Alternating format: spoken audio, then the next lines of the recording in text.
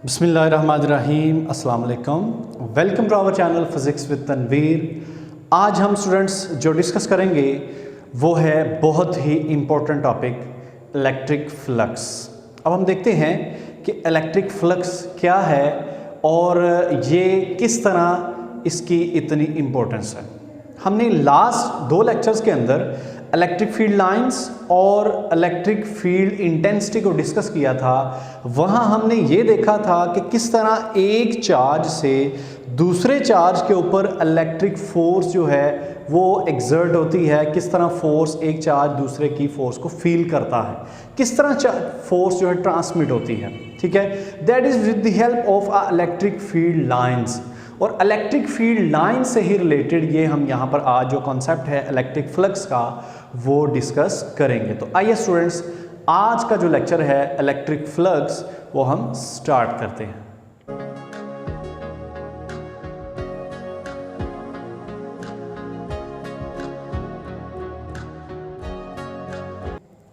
Electric flux के definition को सबसे पहले हम देखते हैं कि what is the definition of electric flux.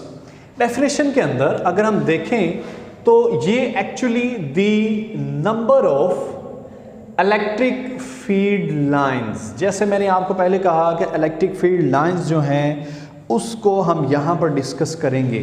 तो यहाँ वो क्या कह रहा है, सबसे पहले इसकी डेफिनेशन के अंदर the number of electric field lines, यानी कितनी electric field lines passing through a certain element of area, किसी खास एरिया एलिमेंट में से, या पीस ऑफ कार्डबोर्ड है या कोई भी खास एरिया जो हम डिफाइन कर लेते हैं, उस एरिया में से जितनी इलेक्ट्रिक फील्ड लाइंस पास करती हैं उसको हम उसका इलेक्ट्रिक फ्लक्स कहते हैं। ठीक है, और इस इलेक्ट्रिक फ्लक्स का जो फार्मूला है, जो इसका रिलेशन है वो है phi E is equal to E dot A। यहाँ पर phi E क्या है, इलेक्ट्रिक फ्लक्स। इलेक्ट्रिक फ्लक्स को हम phi यहाँ पे स्मॉल e से हम डिनोट करते हैं, और इलेक्ट्रिक फ्लक्स का जो रिलेशन है वो है E dot A। E is the electric field intensity and A is the vector area. यहाँ पर आपने अभी तक जो आप पढ़ चुके हैं वो आप एरिया को स्केलर क्वांटिटी पढ़ चुके हैं। यहाँ हम पढ़ेंगे आज वेक्टर एरिया क्या है, वेक्टर एरिया को यहाँ पर डिस्कस करेंगे। ठीक है, तो किसी भी खास एलिमेंट ऑफ एरिया में से जितनी नंबर ऑफ लाइंस पास करती हैं वो है इलेक्ट्रिक फ्लक्स। अब हम देखेंगे ये जो इलेक्ट्रिक फ्लक्स का फार्मूला है ये हम देखें कैसे ड्राइव किया गया और ये किन फैक्टर्स पर डिपेंड करता है। ठीक है, जैसे हमने कहा कि इलेक्ट्रिक फ्लक्स जो है ये किसी खास एलिमेंट एरिया में से जो electric lines of force pass करती हैं उसको हम उसका फ्लक्स कहते हैं। तो यहाँ पर देखें, हमने सबसे पहले देखा कि हमने एक कार्डबोर्ड लिया, लेट्स सपोज उसका एक एलिमेंट का जो एरिया है वो A के इक्वल है। अब यहाँ पर इलेक्ट्रिक लाइंस ऑफ फोर्स जो है वो फ्लो कर रही हैं इस डायरेक्शन में। ठीक है, तो इलेक्ट्रिक लाइंस ऑफ फोर्स जो हैं ये यहाँ पर देखें कितनी हैं, 1 2 3, और यहाँ पर कितनी हैं, 1 and 2। और हमने इलेक्ट्रिक लाइंस ऑफ फोर्स के टॉपिक की प्रॉपर्टीज़ के अंदर पढ़ा था कि जहाँ पर electric lines of force close होती हैं वहाँ पर उनकी इंटेंसिटी ज़्यादा होती है, मींस के इलेक्ट्रिक फील्ड स्ट्रॉन्ग होती है। तो इसका मतलब ये जो रीजन है यहाँ पर इनके दरमियान डिस्टेंस कम है और यहाँ पर 2 लाइंस के दरमियान डिस्टेंस ज़्यादा है। इसको 0.1 कह लें और इसको 2 कह लेते हैं हम। ठीक है, इसका मतलब यहाँ पर फील्ड स्ट्रॉन्ग है और यहाँ पर फील्ड वीक है। तो इसका मतलब जहां पर फील्ड वीक है वहां पर फ्लक्स भी कम हो गया है। यहां पर फ्लक्स का कितना है, 3, और यहां पर इसका इलेक्ट्रिक फ्लक्स कितना है, 2। इसका मतलब जब फील्ड वीक होगी तो हम वहां पर फ्लक्स भी कम हो जाएगा, और जहां पर फील्ड ज़्यादा होगी, स्ट्रॉन्ग होगी, वहां पर उसका फ्लक्स भी ज़्यादा होगा। हमने दोनों जगह पर एरिया जो है वो सेम लिया है। तो फिर इसका मतलब जो रिलेशन बनेगा इलेक्ट्रिक फ्लक्स और इलेक्ट्रिक फील्ड इंटेंसिटी या इलेक्ट्रिक लाइंस ऑफ फोर्स के दरमियान वो क्या होगा, डायरेक्ट रिलेशन होगा। जहां पर फील्ड स्ट्रॉन्ग होगी वहां पर जो फ्लक्स है वो भी ज़्यादा होता जाएगा, जहां पर फील्ड वीक होगी वहां पर फ्लक्स भी कम होता जाएगा। ठीक है, इसके बाद हम नेक्स्ट चलते हैं। ये थी इसकी फर्स्ट डिपेंडेंट कि जो फ्लक्स है इलेक्ट्रिक फ्लक्स वो किस पर डिपेंड करता है। नेक्स्ट जो है, नेक्स्ट हमने क्या किया कि इलेक्ट्रिक लाइंस ऑफ फोर्स यहाँ पर स्ट्रेट पास कर रही हैं। हमने 2 कार्डबोर्ड या 2 एरियाज यूज़ किए हैं, एक A1 और दूसरा A2। A2 जो है वो A1 से ग्रेटर है। इलेक्ट्रिक फील्ड जो है वो यूनिफॉर्म हमने यहाँ पर ली है, ठीक है। यहाँ पर ये जो इलेक्ट्रिक फील्ड है ये क्या है, यूनिफॉर्म है इलेक्ट्रिक फील्ड, ठीक है। यूनिफॉर्म इलेक्ट्रिक फील्ड हमने यूज की है। तो इस यूनिफॉर्म इलेक्ट्रिक फील्ड के अंदर हमने दो डिफरेंट एरियाज को यूज किया है। यहां पर एरिया कम है A1 पर और A2 पर एरिया ज्यादा है। तो इसका मतलब जहां पर एरिया ज्यादा है वहां पर देखिए फ्लक्स कितना है 1 2 3 4 और यहां पर एरिया कम है वहां फ्लक्स कितना है 2। इसका मतलब φE2 is greater than φE1। इसका मतलब A2 greater, φE2 is also greater, A1 smaller, φE2 is also less as compared to 2 point। तो इसका मतलब जो इनके दरमियान रिलेशन होगा एरिया और इलेक्ट्रिक फ्लक्स के दरमियान, वो भी क्या होगा, डायरेक्ट रिलेशन होगा। जहां पर एरिया ज़्यादा हम कर देंगे तो वहां पर इलेक्ट्रिक लाइंस ऑफ फोर्स भी ज़्यादा हो जाएंगी, बशर्ते कि वहां पर जो यूनिफॉर्म इलेक्ट्रिक फील्ड हो, ठीक है जी। और जहां पर एरिया कम होगा वहां पर इलेक्ट्रिक फ्लक्स भी कम हो जाएगा। तो ये हमने यहाँ पर दो रिलेशन जो हैं वो यहाँ देख लिए हैं कि फ्लक्स किस पर डिपेंड करता है, ठीक हो गया। अब हम चलते हैं आगे, एंगल की बात करते हैं, ठीक है। एंगल हमने दो एंगल्स के ऊपर इसको डिस्कस किया है, 0 और 90 के ऊपर। 0 एंगल कब होगा, अब यहाँ पर देखें, यहाँ पर इलेक्ट्रिक लाइंस ऑफ फोर्स इस डायरेक्शन में है और इसके ऊपर हमने एक सरफेस एरिया को रखा है इसके perpendicular, electric lines of force इस डायरेक्शन में और ऐसे हमने इसको परपेंडिकुलर सरफेस को रखा है, ठीक है। और यहाँ पर जो वेक्टर एरिया है, वेक्टर एरिया वो उस सरफेस के नॉर्मल या परपेंडिकुलर होता है, ठीक है। अब यहाँ पर हम वेक्टर एरिया को डिफाइन कर लेते हैं पहले कि वेक्टर एरिया क्या है।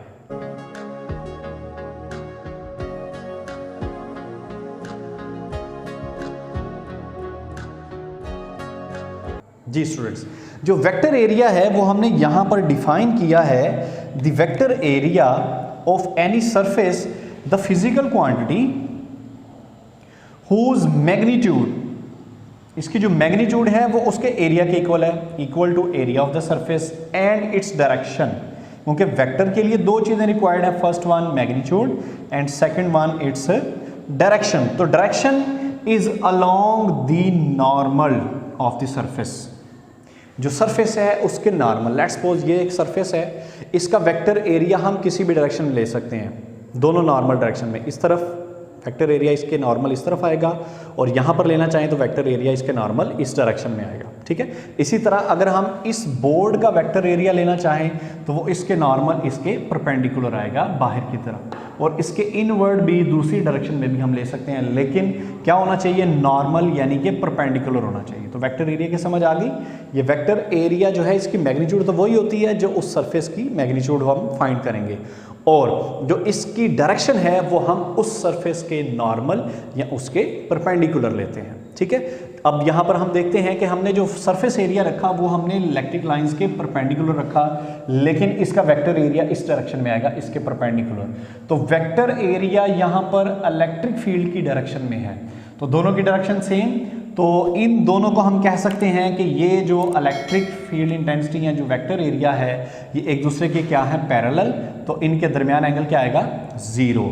और यहाँ पर देखें, जब हमने एंगल 0 लिया तो उस वक्त इसके दरमियान इसमें से फ्लक्स कितना है, मैक्सिमम। 3 लाइंस ऑफ फोर्स हैं, तीनों इसमें से पास कर रही हैं, तो इसका मतलब इसमें से मैक्सिमम जो फ्लक्स है वो पास कर रहा है जब एंगल जो है वेक्टर एरिया का और इलेक्ट्रिक फील्ड का 0 होगा, दोनों एक दूसरे के पैरेलल होंगे, लेकिन सरफेस परपेंडिकुलर आएगी। ये हम डिटेल से बाद में देखते हैं। अब इसके बाद हमने उसी सरफेस को इसके पैरेलल रख दिया है ऐसे, पहले हमने रखा था ऐसे परपेंडिकुलर, अब हमने सरफेस को रखा है ऐसे पैरेलल, लेकिन इसका वेक्टर एरिया से अपवर्ड डायरेक्शन में आ जाएगा, ठीक है। इसका वेक्टर एरिया से ऊपर की तरफ आ जाएगा। अब देखिए वेक्टर एरिया और इलेक्ट्रिक फील्ड इंटेंसिटी के दरमियान एंगल क्या है, 90 डिग्री का एंगल है। तो 90 डिग्री है, लेकिन इस दौरान इसमें से कोई फ्लक्स पास नहीं कर रहा। वही 3 लाइंस हैं इलेक्ट्रिक फील्ड लाइंस, लेकिन एक भी लाइन इस सरफेस में से पास नहीं कर रही। इसका मतलब इसका जो फ्लक्स है वो क्या होगा, मिनिमम होगा। किस एंगल पर मिनिमम होगा, 90 के एंगल पर मिनिमम, 0 के एंगल पर मैक्सिमम फ्लक्स आएगा। अब यहाँ पर थीटा जो इन दो ट्रिग्नोमेट्रिक फंक्शंस के साथ आता है, sine theta and cos theta, तो यहाँ पर अब हमने देखना ये है कि 0 पर मैक्सिमम कब होगी वैल्यू और 90 एंगल पर मिनिमम किस में आएगी, साइन में आएगी या के कॉस में आएगी। और हम देखते हैं यहाँ पर देखें साइन के ऊपर टिक नहीं करना चाहिए क्योंकि साइन के ऊपर ये फंक्शंस अप्लाई नहीं होते। ये जो हमने रिजल्ट्स निकाले हैं ये दोनों रिजल्ट्स यहाँ साइन के ऊपर अप्लाई नहीं होते। इसका मतलब ये जो कॉज है ये फ्लक्स के साथ डायरेक्ट रिलेशन में यहाँ पर आएगा, ठीक है, डायरेक्ट रिलेशन में यहाँ पर आएगा। तो फिर हम लिख सकते हैं so phi E, this is the third point, phi E is proportional to cos of theta, there is no sine, there is a cos of theta, ठीक है जी। अब इन तीनों रिलेशन को अगर हम कंबाइन करें तो phi E is proportional to E A cos of theta. अगर यहाँ पर प्रोपोर्शनैलिटी साइन हम कांस्टेंट लेकर आएँ तो वो 1 के इक्वल लेते हैं, तो यहाँ पर आ जाएगा ई ए कॉज ऑफ थीटा। और हमें पता है जहाँ पर कॉज ऑफ थीटा आता है वहाँ उन दो वेक्टर क्वांटिटीज़ के दरमियान डॉट प्रोडक्ट आता है। फिर हम इसको ऐसे भी लिख सकते हैं E dot A. So this is the electric flux, that is a dot product of electric field intensity and its vector area of that surface which is lies in electric field of force, ठीक है जी।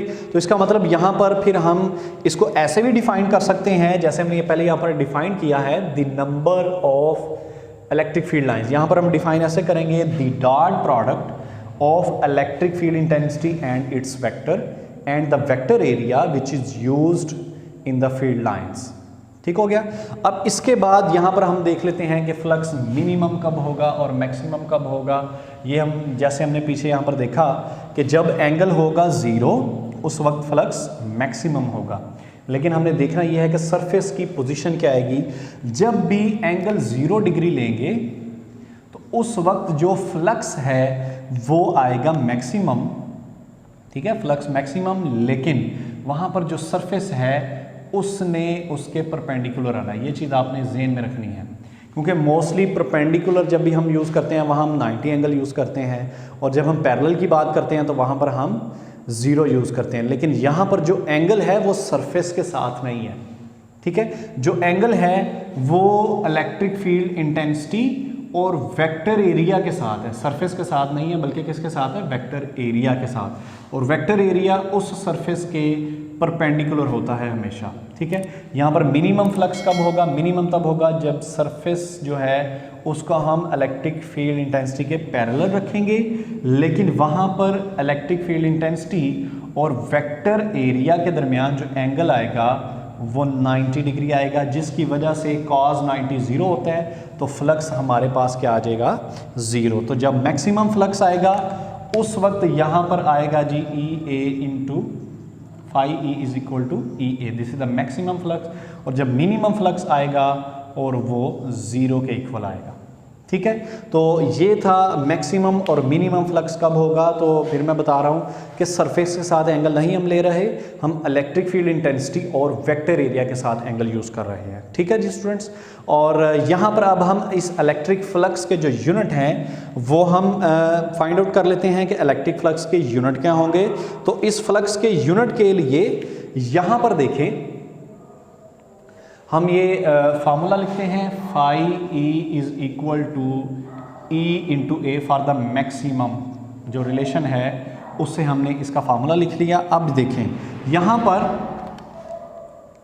अब देखें यहाँ पर E के unit हम already पढ़ चुके हैं, that is newton per coulomb, और जो एरिया है इसके यूनिट होते हैं metre square. Therefore newton metre square per coulomb is the unit of electric flux. तो इलेक्ट्रिक फ्लक्स जो है उसके यूनिट क्या होंगे,